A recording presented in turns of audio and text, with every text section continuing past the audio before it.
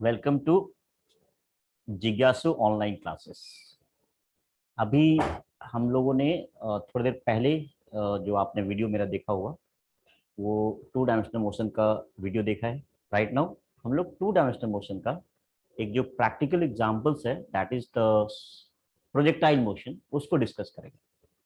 तो projectile motion है क्या?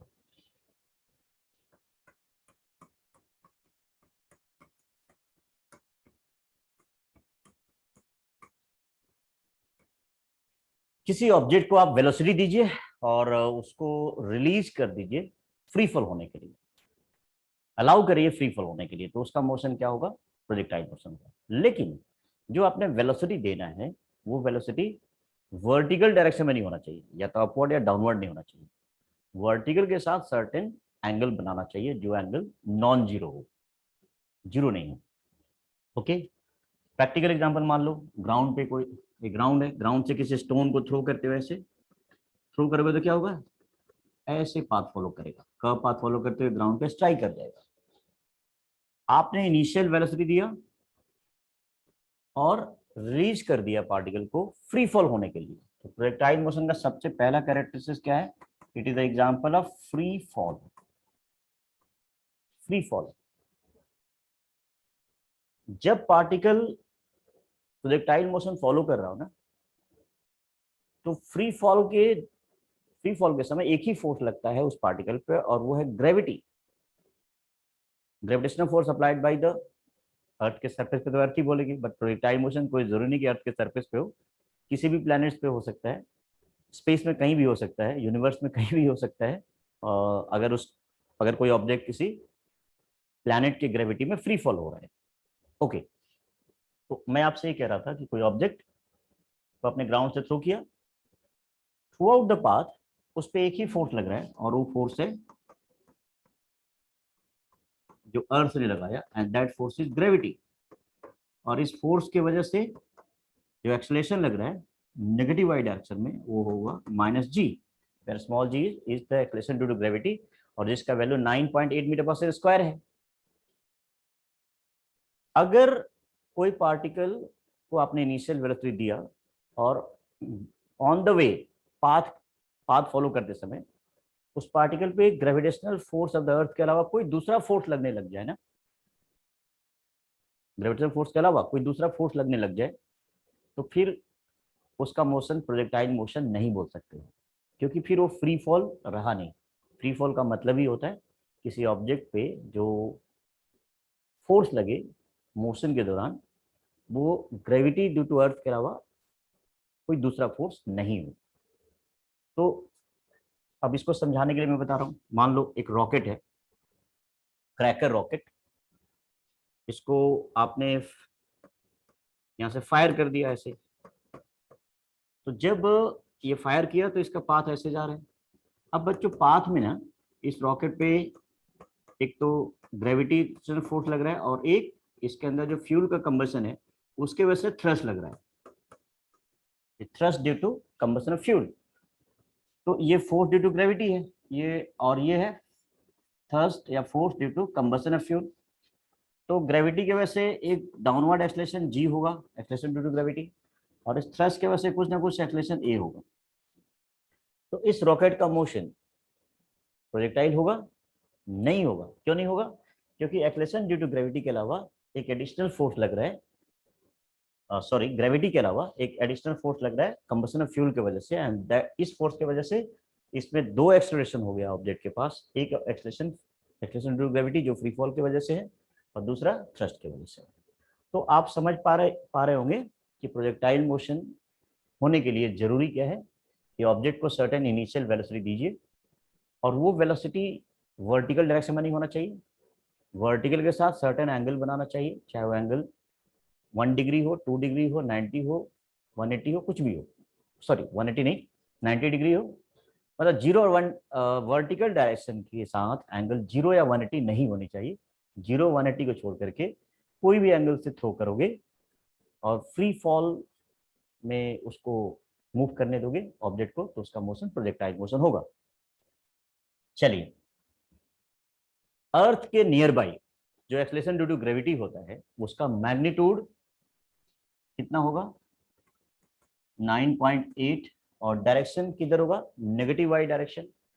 मतलब अगर मैं वर्टिकली अपवर्ड को वाई एक्सिस ले लूँ, वर्टिकली डाउनवर्ड को वाई डैश ले लूँ, हॉरिजॉन्टल को एक्स एक्सिस ले लूँ और इसे एक्स डैश ले लूँ, तो acceleration due to gravity vector का मैग्नीट्यूड 9.8 है और डायरेक्शन किधर हुआ माइनस जे कैप इधर।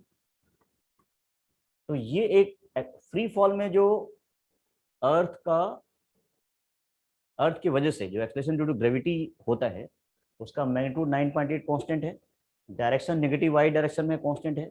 मतलब ये जो एक्सेलरेशन है कैसा है, यूनिफॉर्म है नॉन यूनिफॉर्म है, तो आंसर है यूनिफॉर्म एक्सेलरेशन है, very near to the surface. तो अर्थ के नियर बाई अगर किसी ऑब्जेक्ट को थ्रो करते हो बच्चों, ये एक्स एक्सिस ले लिया, वाई एक्सिस आपने थ्रो किया या इनिशियल वेलोसिटी दिया, ये जो वेलोसिटी है वर्टिकल के साथ सर्टेन कुछ ना कुछ एंगल बना रहा है, फिर तो हॉरिजॉन्टल के साथ भी कुछ ना कुछ एंगल बना रहा है। तो किसी ऑब्जेक्ट को आप थ्रो करते हो और इसका वेलोसिटी हॉरिजॉन्टल के साथ थीटा एंगल बना रहा है, इस थीटा को क्या बोलते हैं, एंगल ऑफ प्रोजेक्शन, और यू को क्या बोलते हैं, वेलोसिटी ऑफ प्रोजेक्शन।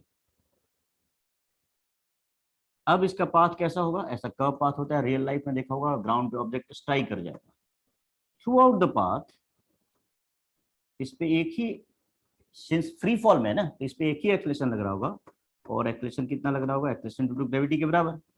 अगर वेक्टर फॉर्म में लिखेंगे तो माइनस जी जे कैप, और ये वेलोसिटी का मैग्नीट्यूड और डायरेक्शन दोनों चेंज हो रहा है, पाथ कर्व लाइन है, सिंस ये पाथ कर्व लाइन है और एक एक्स वाई प्लेन में इसका पाथ है, तो मैंने पिछले वीडियोस में मैंने बताया था कि अगर कोई ऑब्जेक्ट इस तरह से मूव करे कि उसका पाथ कर्व लाइन हो और कर्व लाइन के सारे पॉइंट एक कॉमन प्लेन में हो, चाहे वो प्लेन हॉरिजॉन्टल वर्टिकल या इंक्लाइन हो, तो उसका मोशन कैसा होगा, टू डायमेंशनल मोशन होगा। इसलिए प्रोजेक्टाइल मोशन किसका एग्जाम्पल है, टू डायमेंशनल मोशन का एग्जाम्पल है। चलिए अब आगे हम देखते हैं कि प्रोजेक्टाइल मोशन के इंपॉर्टेंट कैरेक्टरिस्टिक्स क्या हो गए। पहला कैरेक्टरिस्टिक्स, ये फ्री फॉल मोशन है, मतलब अगर कोई पार्टिकल प्रोजेक्टाइल मोशन में है तो उस पर जो एक्सेलरेशन होना चाहिए वो एक्सेलरेशन ड्यू टू ग्रेविटी के अलावा और कोई एक्सेलरेशन नहीं होना चाहिए। अगर कोई ऑब्जेक्ट मोशन में है स्पेस में और एक्सेलरेशन ड्यू टू ग्रेविटी के अलावा भी कोई एडिशनल फोर्स लग रहा है तो आप उसे प्रोजेक्टाइल मोशन के डेफिनेशन के बाहर हो जाएगा और उसे प्रोजेक्टाइल मोशन में वो ऑब्जेक्ट नहीं माना जाएगा। प्रोजेक्टाइल मोशन में सिर्फ और सिर्फ ऑब्जेक्ट का एक्सेलरेशन ड्यू टू ग्रेविटी के अलावा कुछ भी नहीं होना चाहिए। ओके, अर्थ के nearby acceleration to gravity constant magnitude constant direction मतलब यूनिफॉर्म एक्सेलरेशन है, और अगर यूनिफॉर्म एक्सेलरेशन में कोई ऑब्जेक्ट है और उसको हम टू डायमेंशनल मोशन में स्टडी कर रहे हैं तो वो कैसे स्टडी किया जाता है, two dimensional motion with uniform acceleration, मेरे प्रीवियस वीडियो में आप देख सकते हैं, वैसा ही सोच करके चलेंगे। मान लो एक ऑब्जेक्ट को आपने ग्राउंड से थ्रो किया, आपने velocity of projection you they दिया, थीटा एंगल ऑफ प्रोजेक्शन, इसके एक्स कंपोनेंट क्या होगा बच्चों, you x you cos theta i cap, और वाई कंपोनेंट क्या होगा बच्चों, you I vector you sine theta j cap. तो इनिशियल वेलोसिटी वेक्टर जो होगा या वेलोसिटी ऑफ प्रोजेक्शन जो आप बोल सकते हो, initial velocity oblique velocity of projection u equals to u x i plus u i j. U x कितना है बच्चों, u cos theta i plus u sine theta j, ये u दिया हुआ है। अब इसका पाथ कैसा हो रहा है, पाथ में दिखा रहा हूँ बच्चों, देखो ध्यान दो, यहाँ पे a path curve path, curve path हुआ तो पाथ के किसी भी पॉइंट पे इस पे ग्रेविटेशनल फोर्स लग रहा है और ग्रेविटेशनल फोर्स की वजह से इस पे जो एक्सेलरेशन केवल एक ही लगता है नेगेटिव वाई डायरेक्शन में, और वो माइनस जी जे है, ये ए वाई हो गया नेगेटिव वाई डायरेक्शन में। और कोई आइडियली एयर रेजिस्टेंस को मैं नेग्लेक्ट कर रहा हूँ, एयर रेजिस्टेंस नहीं ले रहा हूँ, रियल लाइफ में तो एयर रेजिस्टेंस भी लगता होगा, बट मैं एयर रेजिस्टेंस को नेग्लेक्ट करूँ तो इस पे एक्सेलरेशन ड्यू टू ग्रेविटी के अलावा और कोई फोर्स या एक्सेलरेशन नहीं लग रहा है। ठीक है, तो एक्सेलरेशन वेक्टर ए का वैल्यू क्या हुआ, माइनस जी जे हो गया। अब बच्चे सभी ध्यान दें, इनिशियल वेलोसिटी वेक्टर गिवन है, एक्सेलरेशन यूनिफॉर्म दे रखा है, तो पार्टिकल को थ्रो करने के बाद किसी भी टाइम टी अगर पोजीशन निकालना है तो पोजीशन कैसे निकालेंगे, ध्यान दीजिए, ये रहा, ये ऑब्जेक्ट है, उसको आपने इनिशियल वेलोसिटी यू दे दिया, थीटा एंगुलर प्रोजेक्शन है, you x you cos theta and you I you sine theta. Vector form में लेना है तो जे कैप लगा दो और ये आई कैप लगा दो। थ्रो करा, थ्रो करने के बाद इसका पाथ कर्व लाइन हुआ, थ्रो करने के किसी भी समय बाद एनी टाइम टी, ये एक्स कोऑर्डिनेट 0 मान लो, वाई कोऑर्डिनेट 0, ऑरिजिन ले लो, टी इक्वल टू 0 हुआ, सपोज करो एक पार्टिकल पी पॉइंट पे पहुंच गया, पी पॉइंट पे पार्टिकल का पोजीशन एक्स है, वाई कोऑर्डिनेट वाई है, एक्स एंड वाई पार्टिकल के पोजीशन का x and y coordinate x y है, तो वाई कोऑर्डिनेट कैसे दिखाएंगे, ये वाई हो गया, एक्स कोऑर्डिनेट कैसे दिखाएंगे, ये एक्स हो गया, तो पोजीशन वेक्टर आर क्या होगा, x i plus y j. तो हमें गिवन है u equals to u cos theta i cap plus u sine theta j cap, हमें एक्सेलरेशन वेक्टर गिवन है माइनस जी जे कैप, तो पोजीशन आर का value क्या हुआ, u t plus half a t square. Acceleration uniform acceleration है, कैसे, free fall में कोई ऑब्जेक्ट का जो एक्सेलरेशन होता है उसका मैग्नीट्यूड 9.8 होता है और डायरेक्शन नेगेटिव वाई डायरेक्शन में होता है, मैग्नीट्यूड भी कांस्टेंट है एंड डायरेक्शन भी कांस्टेंट है एक्सेलरेशन का, इसलिए कैसा हुआ, यूनिफॉर्म एक्सेलरेशन, और यूनिफॉर्म एक्सेलरेशन का मोशन होता है पोजीशन या displacement equal to u t plus half a t square. हालांकि यहाँ पे पोजीशन डिस्प्लेसमेंट मैं इसलिए ले रहा हूँ बच्चों क्योंकि इनिशियली ये ऑरिजिन से स्टार्ट हो रहा है, अगर ऑरिजिन से स्टार्ट नहीं होता ना तो फिर ये जो फॉर्मूला होता है ये पोजीशन का नहीं होता, ये डिस्प्लेसमेंट का इक्वेशन हो जाता है, s equal to u t plus half a t square. तो ये आर इक्वल्स टू यू कितना है, u cos theta i plus u sine theta j into t plus half minus g j into t square. अब r का value कितना हुआ, u cos theta into t i plus u sine theta into t minus half g t square j, ये i को एक साथ और जे को एक साथ कर लिया, या आर इक्वल टू हो गया x i plus y j, where x का वैल्यू कितना हो गया, u cos theta into t and y का वैल्यू हो गया u sin theta t minus half g t square. बच्चों ये जो x और y आया ये क्या आया, ऑरिजिन से अगर ऑब्जेक्ट ने मोशन स्टार्ट किया और टाइम 0 यहाँ पे ले लिया तो at the end of T second particle कहीं पे भी पाथ के किसी भी पॉइंट p पे पहुंच गया at any time t, time t equals to t second, कोई भी टाइम t, तो at any time t particle का क्या इंस्टेंटेनियस पोजीशन है, और पोजीशन को कैसे रिप्रेजेंट करते हैं, दो तरीके से, या तो कोऑर्डिनेट के थ्रू या पोजीशन वेक्टर के थ्रू। तो अगर इस पाथ पे कोई पॉइंट P है एट एनी टाइम T और उस पॉइंट P का x और y कोऑर्डिनेट एक्स वाई है, तो x कोऑर्डिनेट का value u cos theta t आ गया और y कोऑर्डिनेट का value u sin theta t minus half g t square आ गया। बच्चों u और थीटा गिवन होता है ना, वेलोसिटी या प्रोजेक्शन और एंगुलर प्रोजेक्शन गिवन होता है। एंगुलर प्रोजेक्शन क्या है, वेलोसिटी का x के साथ, इनिशियल वेलोसिटी का x एक्सिस के साथ बनाया गया एंगल, एंगुलर प्रोजेक्शन है, गिवन है, और वेलोसिटी प्रोजेक्शन में गिवन है, तो u और थीटा गिवन है, और एक्सेलरेशन ड्यू ग्रेविटी हमें पता है g होता है, तो एट एनी टाइम t हमें पार्टिकल का पोजीशन मिल गया। अब आगे की बात करते हैं, प्रोजेक्टाइल मोशन में कुछ इंपॉर्टेंट टॉपिक्स होते हैं जो आपके स्कूल एग्जामिनेशन में भी आते हैं, और उनमें से इंपॉर्टेंट टॉपिक में सबसे पहला है वो है टाइम ऑफ फ्लाइट। तो टाइम ऑफ फ्लाइट क्या होता है, देखिए,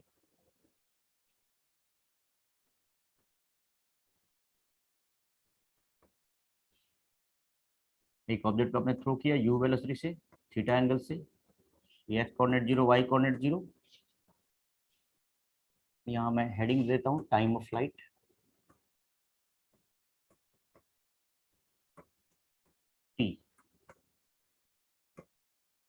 इस वेलोसिटी वेक्टर का जो एक्स कंपोनेंट हुआ यू एक्स का जो मैग्नीट्यूड हो गया यू कॉस थीटा, और वाई कंपोनेंट का जो मैग्नीट्यूड, मैं यहाँ वेक्टर नहीं दे रहा हूँ, u y equal to u sine theta. तो अगर आपने टी इक्वल टू जीरो यहाँ से थ्रो किया, ग्राउंड से थ्रो किया, ये हॉरिजॉन्टल लेवल है ग्राउंड का, तो कितने टाइम बाद ये पार्टिकल, थ्रो करने के कितने टाइम बाद पार्टिकल ग्राउंड पे हिट करेगा? तो ग्राउंड पे जिस पॉइंट पे हिट किया, उस पॉइंट का जो ऑरिजिन से जो एक हॉरिजॉन्टल डिस्टेंस हुआ, इसे हॉरिजॉन्टल रेंज बोलते हैं यहाँ पे, और थ्रो करने के कितने समय बाद ये पार्टिकल ग्राउंड पे हिट करता है, इस टाइम इंटरवल को टाइम ऑफ फ्लाइट बोलते हैं। तो अगर t equal to zero particle को आपने यहाँ से थ्रो किया, तो मान लो पार्टिकल ग्राउंड पे अगर हिट किया, जितने टाइम बाद हिट किया वही टाइम इंटरवल क्या होगा, टाइम ऑफ फ्लाइट। मतलब आप कह सकते हो कि टाइम ऑफ फ्लाइट के इंटरवल में, टाइम ऑफ फ्लाइट एक टाइम इंटरवल है जिसमें एक पार्टिकल अपना प्रोजेक्टाइल मोशन कंप्लीट कर लेता है। टी इक्वल टू जीरो आपने थ्रो किया यहाँ पे, t equal to capital T, particle ground पे हिट कर गया, प्रोजेक्टाइल मोशन इज ओवर। अब ये पार्टिकल ने ग्राउंड पे जहां हिट किया उसका एक्स कोऑर्डिनेट तो रेंज हो गया और वाई कोऑर्डिनेट जीरो हो गया, क्योंकि एक्स एक्सिस है ना ये बच्चा, एक्स एक्सिस से किसी भी पॉइंट का वाई कोऑर्डिनेट जीरो होता है। तो लिख सकते हो when time equal to time of flight, y coordinate equals to zero. अब बच्चों मैंने आपको बताया था थोड़ी देर पहले कि प्रोजेक्टाइल मोशन में किसी भी टाइम पार्टिकल का जो पोजीशन होता है उसका एक्स कोऑर्डिनेट टाइम पे डिपेंडेंट है, u cos theta T, and y coordinate u sin theta t minus half dt square. इसी पोजीशन का यूज करके पूरे प्रोजेक्टाइल मोशन में जितने अलग अलग इंपॉर्टेंट टॉपिक्स है उसको हम हैंडल कर सकते हैं, डिस्कस कर सकते हैं। मैं सिर्फ इसी कोऑर्डिनेट का यूज करूंगा बच्चों, पूरा प्रोजेक्टाइल मोशन डिराइव भी हो जाएगा, उसके सारे न्यूमेरिकल भी सॉल्व हो जाएंगे। तो इस पोजीशन के इक्वेशन को ध्यान रखना। थ्रो करने के बाद टी सेकेंड, थ्रो करेंगे टी सेकेंड बाद पार्टिकल का इंस्टेंटेनियस पोजीशन क्या होगा। अब आगे देखिए, जैसा आप देख पा रहे हो तो थ्रो किया, जब टी टाइम ऑफ फ्लाइट है उस समय वाई कोऑर्डिनेट जीरो है, तो वाई कोऑर्डिनेट का इक्वेशन क्या आया था, u sin theta t minus half g t square आया था बच्चों, इक्वल टू जीरो। अब मैं यहाँ पे t equal to time of flight ले लेता हूँ, तो u sin theta into t minus half g t square zero. Obviously satisfy करना पड़ेगा ना, टाइम ऑफ फ्लाइट है तभी तो वाई कोऑर्डिनेट जीरो है। इसमें टी कॉमन लो, u sin theta minus g t by two equal to zero. तो either t equal to zero, time flight तो जीरो हो नहीं सकता, और u sin theta minus g t by two equal to zero, और t का value कितना हो गया बच्चों, 2u sin theta divided by g। तो समरी तैयार कर लेते हैं कि टाइम ऑफ फ्लाइट जो आया वो कितना आया, 2u sin theta upon g, और u sin थीटा था क्या, इनिशियल वेलोसिटी का y कंपोनेंट था, या 2u बाई g। ये आपको मल्टीपल चॉइस क्वेश्चन में काम आएगा, ध्यान दीजिएगा। एक बात और मैं बता दूं कि अगर मैं एयर रेजिस्टेंस को नेग्लेक्ट करता हूं तो थ्रो करने के बाद जब पार्टिकल मैक्सिमम हाइट पे जाता है ना, यहाँ पे, तो मैक्सिमम हाइट पे पहुंचने में, ग्राउंड से थ्रो करने के बाद मैक्सिमम हाइट पे पहुंचने में उतना ही टाइम लगता है जितना मैक्सिमम हाइट से पार्टिकल को ग्राउंड पे जाने में लगता है। तो ग्राउंड से मैक्सिमम हाइट पे जाने में जो टाइम लगा यहाँ से यहाँ तक, इसे टाइम ऑफ एसेंट बोलेंगे। उसी तरह से मैक्सिमम हाइट से फिर से वापस ग्राउंड होने पे जो टाइम लगा टाइम ऑफ डिसेंट बोलेंगे, और time of ascent equal to time of descent equal to time of flight का हाफ हो जाएगा। एक इंटरेस्टिंग बात और मैं बता दूं कि प्रोजेक्टाइल मोशन में x component of acceleration zero है, वाई कंपोनेंट जो है उसका एक्सेलरेशन वो एक्सेलरेशन टू ग्रेविटी के बराबर है। तो वाई डायरेक्शन में तो एक्सेलरेशन है, तो वाई कोऑर्डिनेट का जो मोशन होगा ना वाई एक्सिस के लॉन्ग, वो यूनिफॉर्म एक्सेलरेटेड मोशन होगा। लेकिन एक्स एक्सिस के लॉन्ग एक्सेलरेशन है ही नहीं ना, ए एक्स जीरो है। तो एक्स डायरेक्शन में जो मोशन होता है ना वो कांस्टेंट वेलोसिटी से होता है। ऑब्वियस सी बात है कि एक्स एक्सिस के लॉन्ग एक्सेलरेशन है नहीं, तो केवल इनिशियल वेलोसिटी है, फिर तो वेलोसिटी कांस्टेंट ही रहेगा ना। फिर आपके दिमाग में आ रहा होगा कि क्या एक्स एक्सिस के अलोंग मोशन क्या वाई एक्सिस के अलोंग मोशन को अफेक्ट करता है, या वाई एक्सिस के अलोंग मोशन जो क्या एक्स एक्सिस के अलोंग मोशन को अफेक्ट करता है? बिल्कुल नहीं। एक्स एक्सिस के अलोंग इंडिपेंडेंट मोशन होते हैं, वाई एक्सिस के अलोंग भी इंडिपेंडेंट मोशन होता है। प्रोजेक्टाइल मोशन में वाई एक्सिस के अलोंग जो मोशन होता है ना, ध्यान दीजिए, ये रहा, एक ऑब्जेक्ट को आपने वेलोसिटी यू दिया, थीटा एंगुलर प्रोजेक्शन है, तो इसका एक्स कंपोनेंट हो जाएगा यू कॉस थीटा, मैग्नीट्यूड ले लिया, वाई कंपोनेंट हो जाएगा u sine theta, y axis के लॉन्ग एक्सेलरेशन हो गया a y minus g, x axis के लॉन्ग एक्सेलरेशन जीरो, मैंने स्टार्टिंग में लिखा हुआ ना acceleration vector a equal to क्या था, माइनस जी जे, आई का कोएफिशिएंट जीरो था। तो एक्स एक्सिस के लॉन्ग ऑब्जेक्ट यूनिफॉर्म मोशन में होता है, इसमें यूनिफॉर्म मोशन में होता है। वाई एक्सिस के लॉन्ग इनिशियल वेलोसिटी के अपोजिट में एक्सेलरेशन है, तो वाई एक्सिस के लॉन्ग यूनिफॉर्म एक्सेलरेटेड मोशन में होता है, यूनिफॉर्म एक्सेलरेटेड मोशन होता है। सिंस वेलोसिटी के अपोजिट में एक्सेलरेशन है, यूनिफॉर्म एक्सेलरेशन है, तो वाई डायरेक्शन में जो पोजीशन है वो पहले इंक्रीज होगा, वाई कोऑर्डिनेट पहले इंक्रीज होगा ना, फिर वाई कोऑर्डिनेट जब इंक्रीज होगा तो वेलोसिटी के अगेंस्ट में एक्सेलरेशन है, तो इसका वेलोसिटी डिक्रीज होगा, इंस्टेंटेनियस वेलोसिटी वाई एक्सिस के लॉन्ग। तो आप इस ओवरऑल प्रोजेक्टाइल मोशन के पाथ को ध्यान से देखोगे, तो पाथ पे जितने भी पॉइंट्स है ना, इस पॉइंट्स के एक्स और वाई कोऑर्डिनेट को गौर से देखना। इसका जो वाई कोऑर्डिनेट है ये पहले लगातार इंक्रीज हो रहा है और ये मैक्सिमम पे हो गया, ये फिर वाई कोऑर्डिनेट डिक्रीज होना शुरू हो गया, ये, और एक्स कोऑर्डिनेट ध्यान से देखो, एक्स कोऑर्डिनेट लगातार इंक्रीज हो रहा है, ये रहा ना, ये रहा, लगातार इंक्रीज हो रहा है till particle strike the ground. तो एक्स एक्सिस के लॉन्ग एक्स कोऑर्डिनेट लगातार क्यों इंक्रीज हो रहा था? क्योंकि एक्स एक्सिस के लॉन्ग केवल इनिशियल वेलोसिटी जो दिया है यू cos थीटा वही है, एक्सेलरेशन है नहीं, मतलब एक्स एक्सिस के लॉन्ग ऑब्जेक्ट यूनिफॉर्म मोशन में ट्रेवल करता चला जाएगा। और वाई एक्सिस के लॉन्ग जो ग्रेविटी की वजह से जो एक्सेलरेशन ड्यू टू ग्रेविटी लग रहा है minus g, gravity is the force applied by the earth on object, उसके वजह से एक्सेलरेशन प्रोड्यूस हुआ, that is acceleration due to gravity. तो ये जो एक्सेलरेशन है इनिशियल वेलोसिटी के अपोजिट है। तो आप वैसे भी किसी स्टोन को अपवर्ड थ्रो करो तो क्या होता है, इनिशियल वेलोसिटी के अपोजिट एक्सेलरेशन होता है, तो उस स्टोन का जो डिस्टेंस ट्रेवल है वाई डायरेक्शन में वो पहले इंक्रीज होता है, मैक्सिमम हाइट पे जाता है, मतलब वाई कोऑर्डिनेट मैक्सिमम होता है, फिर वाई कोऑर्डिनेट डिक्रीज होना शुरू हो जाता है और फिर वापस उस पार्टिकल उसी पॉइंट पे हिट करता है जहां से वो आपने वर्टिकली थ्रो किया था। लेकिन ये जो एक्स एक्सिस का लॉन्ग वेलोसिटी है ये तो अपना काम कर रहा है ना, तो आपने जब वाई एक्सिस का लॉन्ग थ्रो किया तो ये, और acceleration due gravity negative y direction में था, तो इफेक्ट क्या हो रहा है कि वाई कोऑर्डिनेट लगातार इंक्रीज हो रहा है, फिर वाई कोऑर्डिनेट यहाँ मैक्सिमम पे हो रहा है, फिर डिक्रीज होकर के जीरो हो गया। साथ ही साथ पार्टिकल का मोशन केवल वाई डायरेक्शन में नहीं है, एक्स डायरेक्शन में भी है ना, तो एक्स एक्सिस का लॉन्ग इंडिपेंडेंट मोशन हो रहा है, मतलब पार्टिकल एक्स एक्सिस लगातार मूव कर रहा है, क्योंकि एक्सेलरेशन तो है नहीं एक्स डायरेक्शन में, और यूनिफॉर्म मोशन में क्या होता है, पार्टिकल सीधे चलता चला जाता है ना।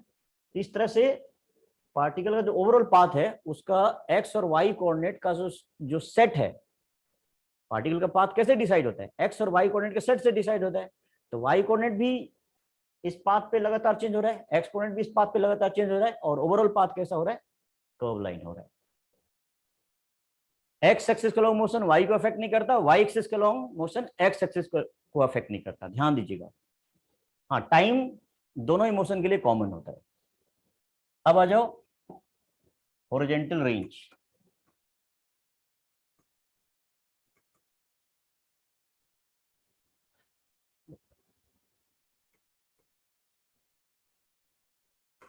ये देखिए हॉरिजॉन्टल रेंज, देखिए ध्यान से, एक ऑब्जेक्ट को थ्रो किया यू वेलोसिटी से थीटा एंगल से, ग्राउंड पे हिट किया, तो हॉरिजॉन्टल डायरेक्शन में जो मैक्सिमम डिस्प्लेसमेंट होता है प्रोजेक्टाइल मोशन में उसे हॉरिजॉन्टल रेंज बोलते हैं।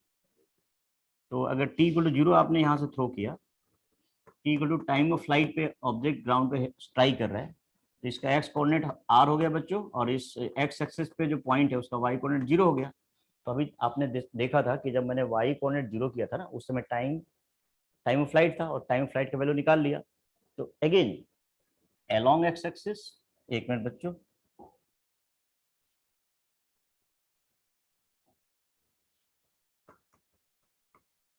Along x axis.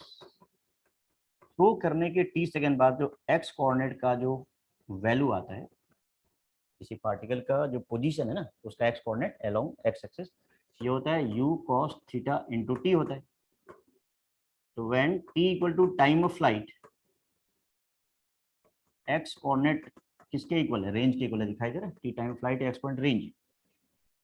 अब x का वैल्यू यहाँ रख दो r, u cos थीटा, और t के बदले क्या लिखोगे? Time of flight. r का वैल्यू हो जाएगा u cos थीटा, और टाइम ऑफ फ्लाइट का वैल्यू कितना आया था? 2u sin theta divided by g। तो r का वैल्यू हो जाएगा u square 2 sin theta cos theta by g। Trigo का एक फॉर्मूला होता है बच्चों, 2 sin theta into cos theta, sine 2 theta होता है। ये हो जाएगा u square sine 2 theta divided by g। ये रेंज का वैल्यू आ गया। एक और बात मैं बता दूं बच्चों, रेंज को आप लिख सकते हो u square sine 2 theta by g, या ध्यान से देखना, ये u cos थीटा ना बच्चों, ये ux है, और u sin थीटा क्या है? ui है। तो range equal to ux ui into t by g, मतलब 2 times ux ui divided by g. ये रेंज होगा, न्यूमेरिकल में काम आएगा, एमसीक्यू सॉल्व करोगे तो काम आएगा। तो हॉरिजॉन्टल रेंज क्या होता है? It is the horizontal displacement covered by particle in projectile motion, that is called horizontal range. Okay, अब आ जाओ, नेक्स्ट हमारा कॉन्सेप्ट है, वो है third, maximum height attain. Maximum height attained in projectile motion. फिर से आप डायग्राम पे आ जाइए।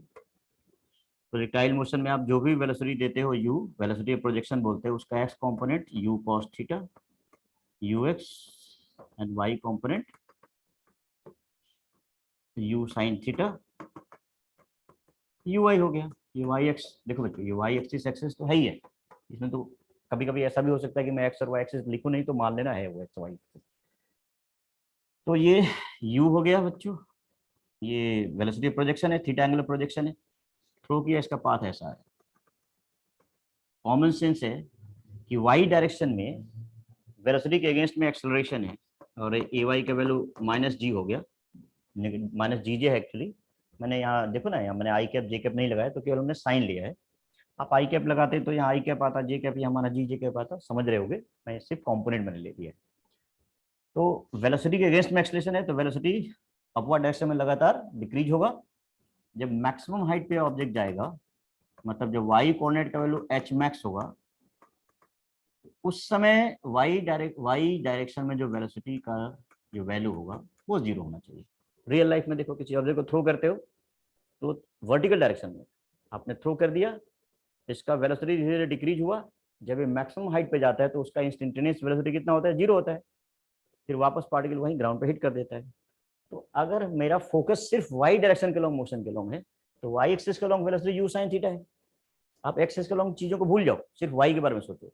और वाई एक्सिस के long acceleration due to gravity negative direction में माइनस जी है, तो इसका मोशन वाई डायरेक्शन में फ्री फॉल मोशन है और यूनिफॉर्म एक्सेलरेटेड मोशन है, मोशन अंडर ग्रेविटी है। तो मोशन अंडर ग्रेविटी में हमने क्या पढ़ा हुआ है कि किसी ऑब्जेक्ट को थ्रो करते हो तो जब मैक्सिमम हाइट पे जाता है तो उस मोमेंट पे वाई डायरेक्शन में वेलोसिटी जीरो होता है, मैंने जीरो लिख दिया। और उस समय जो वाई कोऑर्डिनेट होगा वो ऑब्वियसली मैक्सिमम हाइट अटेन होगा।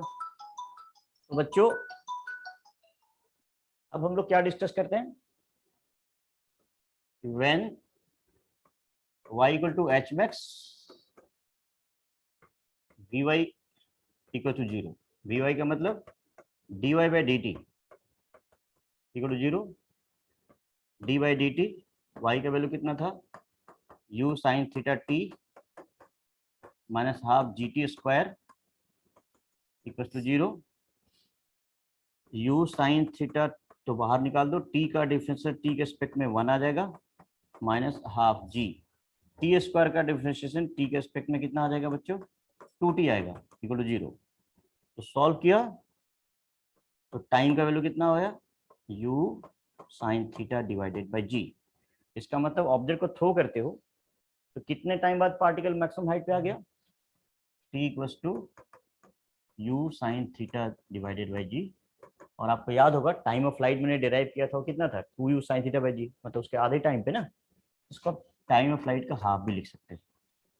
उस समय जो y कोऑर्डिनेट होगा वो क्या होगा, तो यहाँ ले लेते हैं y का value u sine theta t minus half g t square. तो जब t का वैल्यू देखो y एच मैक्स कब है, y में अगर मैं यहाँ पे एच मैक्स लिखता हूँ उस समय टाइम कितना लेना पड़ेगा, u साइन थीटा बाई जी।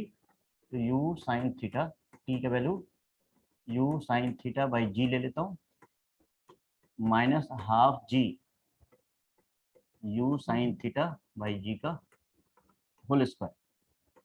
इसको सॉल्व करो, u square sine square theta by g minus u square sine square theta by 2g।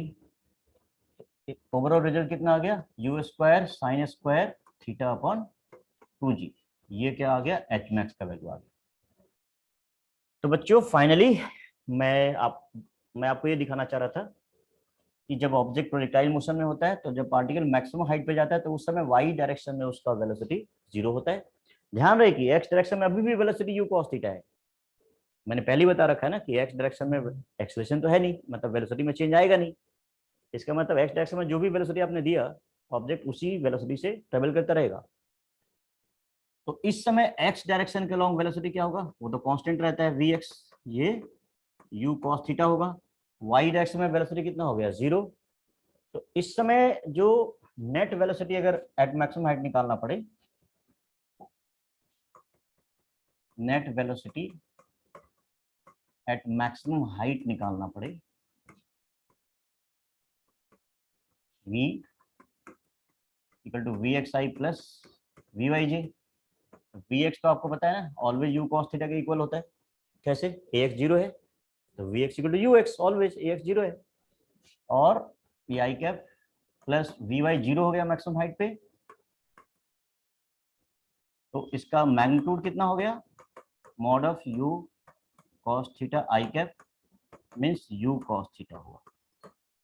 तो net velocity at maximum height कितना हो गया बच्चों, u cos theta. Projectile motion में मैक्सिमम हाइट पे velocity 0 नहीं होता। प्रोजेक्टाइल मोशन में मैक्सिमम हाइट पे वेलोसिटी कितना होता है बच्चों, वो होता है पाथ पे टेंजेंट ड्रॉ करो, वी का वैल्यू यू कॉस थीटा। हाँ, प्रोजेक्टाइल मोशन में मैक्सिमम हाइट पे वेलोसिटी का y कंपोनेंट 0 होता है, ये ध्यान आप रखेंगे, ठीक है। प्रोजेक्टाइल मोशन में मैक्सिमम हाइट पे वेलोसिटी का y कंपोनेंट 0 होता है। जो वेलोसिटी का x कंपोनेंट प्रोजेक्टाइल मोशन में हमेशा कांस्टेंट होता है, और मैक्सिमम हाइट पे जो नेट वेलोसिटी होता है वो वेलोसिटी के x कंपोनेंट के बराबर, इनिशियल वेलोसिटी के x कंपोनेंट के बराबर, that is u cos theta होता है। ओके, अब ध्यान दीजिए नेक्स्ट हमारा कॉन्सेप्ट है वो है equation of trajectory.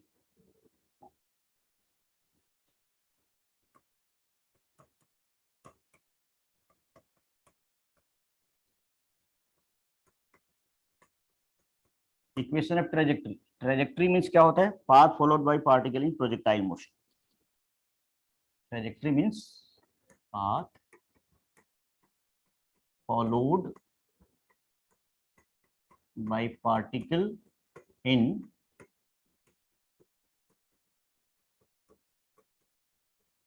Projectile motion. अब मान लो किसी ऑब्जेक्ट को आपने थ्रो किया वेलोसिटी प्रोजेक्शन u से और एंगुलर प्रोजेक्शन थीटा से, इसका x कंपोनेंट का जो मैग्नीट्यूड u cos थीटा है और y कंपोनेंट का जो मैग्नीट्यूड u sin थीटा है। थ्रो करने के बाद मान लो ग्राउंड पे हिट कर गया, टी टाइप ऑफ फ्लाइट पे हिट करता है,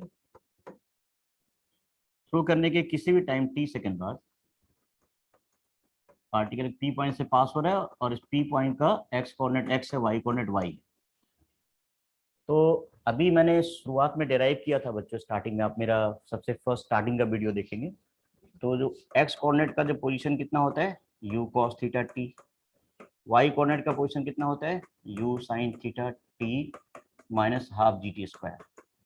ये x और y क्या है, पाथ पे कोई भी पॉइंट, उस पॉइंट पे x और y कोऑर्डिनेट है एट एनी टाइम t। तो यहाँ पे ध्यान देना x भी टाइम पे डिपेंडेंट है और y कोऑर्डिनेट भी टाइम पे डिपेंडेंट है। तो y is the function of x और x equal to function of y, इसमें से कोई भी, इसे हम क्या बोलेंगे इक्वेशन ऑफ ट्रेजेक्टरी। मतलब या तो यहाँ पे x t के टर्म में एक्सप्रेस किया गया, y को टाइम के टर्म में एक्सप्रेस किया गया, आप क्या करें या तो y को x के टर्म में एक्सप्रेस कर दें, मतलब y the function of x, या x को y के टर्म में एक्सप्रेस कर दें, तो ये दोनों में से कोई भी एक आ जाएगा ना, ये क्या कहलाएगा इक्वेशन ऑफ ट्रेजेक्टरी कहलाएगा। तो मैं क्या करता हूँ, ये यहाँ से टाइम का वैल्यू निकाल के y में रख देता हूँ, मतलब x कोऑर्डिनेट में से टाइम का वैल्यू निकाल के y में रखते हैं। तो क्या होगा, देखो x equal to u cos theta t है, तो t का वैल्यू कितना हुआ x upon u cos theta. ये मैं कर क्यों रहा हूँ, क्योंकि x टाइम पे डिपेंडेंट है, y टाइम पे डिपेंडेंट है। x कोऑर्डिनेट में से टाइम का वैल्यू निकाल करके y में रखूंगा तो y is the function of x आ जाएगा। देयरफॉर y का वैल्यू कितना हुआ u sin theta t minus half g t square, ये y equals to u sin theta, t का वैल्यू कितना हुआ x upon u cos theta minus half g, t का value x upon u cos theta का square from equation 1। तो y का value कितना हुआ, u से u cancel, x tan theta minus g x square upon 2u square cos square theta. अगर मैं इसको मैं ऐसा लिख दूं y equal to a x minus b x square, ऐसा मैं क्यों लिख रहा हूँ, क्योंकि ये जो इक्वेशन होता है ना बच्चों, ये इक्वेशन इन टू वेरिएबल है। ये जो y है लीनियर इक्वेशन के फॉर्म में है, लीनियर एक्सप्रेशन, और जो x है ये क्वाड्रेटिक एक्सप्रेशन के फॉर्म में है। तो जो एक वेरिएबल लीनियर इक्वेशन से, दूसरा एक्सप्रेशन है सॉरी, और दूसरा जो वेरिएबल x है वो क्वाड्रेटिक एक्सप्रेशन है, और दो एक लीनियर एक्सप्रेशन क्वाड्रेटिक एक्सप्रेशन के फॉर्म में, इक्वेशन के फॉर्म में बना रहा हूँ। तो इस तरह के जो एक्सप्रेशन को हम एक जनरल इक्वेशन ऑफ पैराबोला के फॉर्म में एक्सप्रेस करते हैं मैथमेटिक्स में। मतलब ये इक्वेशन इन टू वेरिएबल है। अगर एक वेरिएबल लीनियर हो इक्वेशन में, दूसरा वेरिएबल क्वाड्रेटिक हो, तो वो जो इक्वेशन आएगा वो इक्वेशन ऑफ पैराबोला होगा। तो this is the equation of parabola. फिर से मैं बता दूं, पैराबोला का इक्वेशन का स्टैंडर्ड फॉर्म क्या होता है, इक्वेशन इन टू वेरिएबल हो, वन वेरिएबल लीनियर हो और दूसरा वेरिएबल क्वाड्रेटिक हो। तो ए और बी क्या है, ए का वैल्यू होगा एक्स का कोफिशिएंट, ये रहा कितना tan थीटा, और बी क्या है बच्चों एक्स स्क्वायर का कोफिशिएंट, ये कितना हो गया g upon u square cos square theta into 2। ये ए और बी कांस्टेंट है। कैसे कांस्टेंट है, क्योंकि आपने वेलोसिटी यू दिया हुआ है, थीटा एंगुलर प्रोजेक्शन दे रखा है, तो यू और थीटा तो पता ही आपको। अगर यू थीटा पता है तो फिर मतलब गिवन है, तो फिर tan थीटा भी गिवन होगा, कांस्टेंट होगा, और जी अपन 2u square cos square theta भी कांस्टेंट होगा, ए और बी कांस्टेंट होगा। एक और इंपॉर्टेंट बात बता दूं बच्चों कि ए अपन बी का जो रेशियो होता है ना, वो रेंज के बराबर होता है, ये काम आएगा आपको। तो बच्चों इक्वेशन ऑफ ट्रेजेक्टरी का मतलब क्या होता है, equation of path followed by particle in projectile motion होता है। और वो कैसे निकालते हैं, प्रोजेक्टाइल मोशन पे का जो पाथ होता है, उस पाथ पे कोई भी पॉइंट ले लीजिए, उस पॉइंट का एक्स और वाई कोऑर्डिनेट निकाल लीजिए। अब एक्स और वाई कोऑर्डिनेट का यूज करके या तो y the function of x निकाल लीजिए, जैसे मैंने यहाँ निकाला है, या x is the function of y निकाल लीजिए। तो कोई भी एक इक्वेशन जो आएगा, y is the function of x या x is the function of y, ये इक्वेशन ऑफ ट्रेजेक्टरी कहलाएगा। जैसा आप देख पा रहे हो, मैंने एक्स कोऑर्डिनेट और y coordinate at any time t निकाल लिया था प्रोजेक्टाइल मोशन के पाथ पे। फिर एक्स भी टाइम पे डिपेंड कर रहा था, वाई भी टाइम पे डिपेंड कर रहा था, तो यहाँ से टी का वैल्यू निकाल करके वाई वाले में पुट कर दिया, एक्स कोऑर्डिनेट वाले एक्सप्रेशन में से टी का वैल्यू निकाल के वाई कोऑर्डिनेट वाले में पुट करा, तो इक्वेशन किस फॉर्म में आया, y equal to a x minus b x square form में आया। ये जनरल इक्वेशन में पैराबोला होता है, इसलिए आपने प्रूव कर दिया कि प्रोजेक्टाइल मोशन का जो पाथ होता है वो कैसा होता है, पैराबोलिक होता है। Means path followed by particle, path followed by particle in projectile motion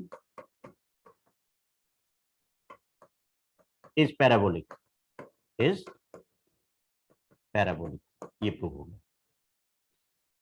अब बच्चों एक लास्ट टॉपिक हमारा बचा हुआ है, वो है कि प्रोजेक्टाइल मोशन में किसी भी पार्टिकल का इंस्टेंटेनियस वेलोसिटी क्या होता है।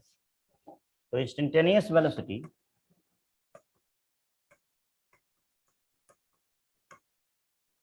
v equal to u plus e t होता है। अब गौर से देखिए, एक ऑब्जेक्ट को हमने थ्रो किया u वेलोसिटी से, थीटा एंगल ऑफ प्रोजेक्शन है, प्रोजेक्टाइल मोशन का पाथ है, थ्रो करने के t सेकंड बाद मान लो पार्टिकल यहाँ पहुंच गया, यहाँ पे पाथ पे टेंजेंट ड्रॉ करता हूँ, ये इंस्टेंटेनियस वेलोसिटी आ गया, इसका ये x कंपोनेंट हो गया vx और ये y कंपोनेंट हो गया vy। डायरेक्शन इंस्टेंटेनियस वेलोसिटी का अल्फा ले लिया, इंस्टेंटेनियस वेलोसिटी का डायरेक्शन अल्फा है। तो बच्चों ध्यान दो, ये u का x कंपोनेंट हो गया ux u cos थीटा और ui u sin थीटा हो गया। तो इनिशियल वेलोसिटी वेक्टर अगर वेक्टर फॉर्म में लिखे तो आई कैप लगा देते हैं, यहाँ पे जे कैप लगा देते हैं। तो इनिशियल वेलोसिटी वेक्टर कितना हुआ, u cos theta i cap plus u sin theta j cap, और acceleration vector minus g j हो गया into t equal to v हो गया। तो v का वैल्यू कितना, u cos theta i cap plus u sin theta minus g t g cap, ये velocity at any time t equal to t second. अब velocity का magnitude क्या होगा, ये मॉड लोगे u cos theta i plus u sin theta minus g t j, ये under root हो गया u cos थीटा का whole square plus u sin theta minus g t का होल स्क्वायर, ये मैग्नीट्यूड ऑफ वेलोसिटी आ गया। Direction of velocity क्या होगा, tan अल्फा, अल्फा मतलब डायरेक्शन मत, ये वेलोसिटी ना इंस्टेंटेनियस वेलोसिटी हॉरिजॉन्टल के साथ अल्फा एंगल बना रहा है, तो tan alpha dy by v x हो जाएगा। dy कितना है, u sin theta minus g t upon u cos theta, sorry बच्चों u cos theta.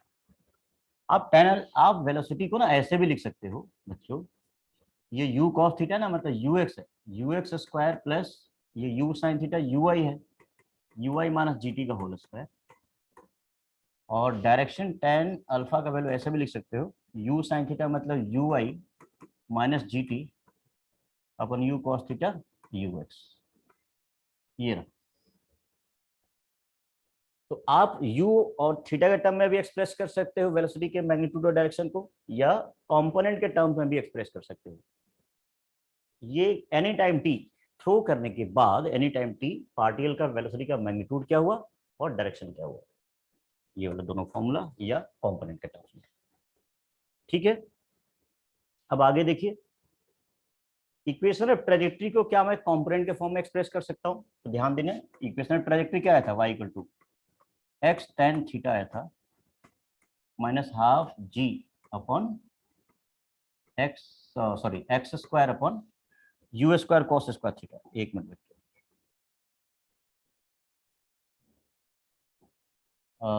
You square cos square theta. तो आप ऐसा करो, ये जो tan थीटा ना ये u i by u x हो जाएगा into x minus g x square upon two u x का whole square, u x square हो जाएगा। पी वाई हो गया। ये कंपोनेंट के फॉर्म में आ गया बच्चों। Equation u y by u x into x minus half g x square upon 2 u x square. U x कितना है, u square cos square theta. अब मैं आपको एक जनरल न्यूमेरिकल बता देता हूँ। ये देखिए, मान लो बच्चों किसी ऑब्जेक्ट को थ्रो करते हो u वेलोसिटी से, और वेलोसिटी ऑफ प्रोजेक्शन u का वैल्यू दे रखा है 20i प्लस 20√3j। किसी पार्टिकल को थ्रो कर रहे हैं, जो velocity of projection 20i plus 20√3j दे रखा है। तो आपको डिटरमाइन करना है पहला magnitude of velocity of projection, number 2 angle of projection, number 3 time of flight, number 4 horizontal range, number 5 maximum height attained, number 6 equation of trajectory, number 7 velocity, magnitude of velocity at t equal to 1 second, and direction and its direction 1 second throw करने के 1 second बाद velocity का magnitude क्या है और direction क्या है, ऐसा निकालना। Simple question. तो इसको कैसे करेंगे बच्चों, ध्यान दीजिए। ये जो u है ना, इसका x कंपोनेंट आपको ux होगा, y कंपोनेंट आपको uy होगा। तो ux कितना दिया हुआ है, देखो दिखाई दे रहा है आपको, पता है ना u का वैल्यू आप लिख सकते हो uxi प्लस uij। तो ux हो गया यहाँ पे 20 और ui कितना हो गया 20√3, मतलब ये वाला भी 20√3 आ गया, ये लेंथ यहाँ से यहाँ तक, और ये कितना 20 आ गया, ये थीटा हो गया। तो tan थीटा कितना होगा, देखो यहाँ पे tan थीटा का वैल्यू होगा ui अपन ux, मतलब 20√3 अपन 20 कैंसिल हो गया। tan theta equal to √3, theta equal to 60 degree, tan 60√3 होता है ना। अब वेलोसिटी का मैग्नीट्यूड कैसे निकालोगे, तो u इक्वल टू देखा है 20i प्लस 20√3j। तो मॉड ऑफ u क्या हो जाएगा, mod of 20i plus 20√3j under root 20 का स्क्वायर प्लस 20√3 का स्क्वायर। सॉल्व करके देखना है 40 मीटर पर सेकेंड आ गया। आप चाहे तो पाइथागोरस थ्योरम से भी निकाल सकते थे। ये कितना था 20√3, ये कितना था x कॉम्पोनेंट 20, y कॉम्पोनेंट 20√3, ये u वेक्टर आ गया। तो ऑब्वियसली हाइपोटेनस का square equal to perpendicular square plus base square का, इससे भी निकल सकता है। तो बच्चों मैंने क्या निकाल दिया, वेलोसिटी ऑफ प्रोजेक्शन का मैग्नीट्यूड निकाल दिया और उसका डायरेक्शन निकाल दिया। इसके आगे तो सिर्फ फॉर्मूला अप्लाई करना है, u40 और थीटा कितना 60। तो देखो फटाफट मैं निकालता हूँ। टाइम ऑफ फ्लाइट कितना हुआ 2u sin theta by ji, 2u कितना आया था 40 sin 60, g का वैल्यू आप 9.8 भी ले सकते हो, बट आप 10 ले लो। मैं यहाँ पे मैं मेंशन कर दे रहा हूँ कि मैंने g बोल दिया, मैंने 10 मीटर पर सेकंड स्क्वायर लेने का 9.8 के बदले। तो सॉल्व करो तो ये 2 इंटू 40 साइन 60√3/2 होता है अपॉन 10, ये कैंसिल 2 से 2 कैंसिल, 4√3 सेकेंड आ गया। टाइम ऑफ फ्लाइट आ गया बच्चों। दूसरा horizontal range u square 2 sine theta cos theta upon g. वैसे तो u square sine 2 theta by g होता है। अब कई मेडिकल वाले बच्चे हैं उनको साइन 2 थीटा में थोड़ा इशू आता है, तो मैं मेडिकल वाले बच्चे जिनके पास मैथ नहीं है उनको मैं सिंपल ये तरीका अप्लाई करने के लिए रिकमेंडेशन दूंगा कि आप रेंज को आप इस तरह से सॉल्व करें अगर आप डायरेक्टली करना है तो। दूसरा भी तरीका मेरे पास है, मैं देखता हूँ। u का वैल्यू 40 का square into 2 into sine 60 into cos 60 by g 10 ले लिया, ये 1600 हो गया। 2 साइन 60√3/2 कॉस 60 हाफ अपॉन 10, 0 से 0 कैंसिल, ये 2 से 2 कैंसिल, ये 160 से 2 डिवाइड करो 80 आएगा, 80 इंटू √3। तो रेंज कितना हो गया 80√3 मीटर। टाइम फ्लाइट कितना हो गया 4√3 सेकेंड। अब maximum height attain H max का वैल्यू क्या बताया था, you square sine square theta by 2g, you 40 का स्क्वायर साइन स्क्वायर 60 का स्क्वायर अपन 2 इंटू 10, ये 1600 हो गया, ये 3/√3/2 का होल स्क्वायर हो गया ना, अपन 20, ये 80 आ गया, ये 3√3 का स्क्वायर 3, 2 का स्क्वायर 4, ये 20 आ गया, ये 60 मीटर आ गया बच्चों। ओके, तो मैक्सिमम हाइट कितना आ गया 20 इंटू 3 60। अब अगला जो था वो equation of trajectory. Equation of trajectory क्या था, y equal to x tan theta minus half g x square upon u square cos square theta, y equal to x tan theta, x tan 60 minus half g x square upon u 40 का square into cos square 60, तो y equal to x into √3 minus half g 10 हो गया into x square upon 40 का square 1600 हो गया, cos 60 half का square हो गया बच्चों। तो y equal to √3x minus 0 से 0 कैंसिल, ये कितना हो गया बच्चों, ये 2 स्क्वायर से एक स्क्वायर कैंसिल हो जाएगा, तो एक्स स्क्वायर अपॉन ये 2 बचा ना 160 80 आ जाएगा। तो ये इक्वेशन ऑफ ट्रेजेक्टरी हो गया।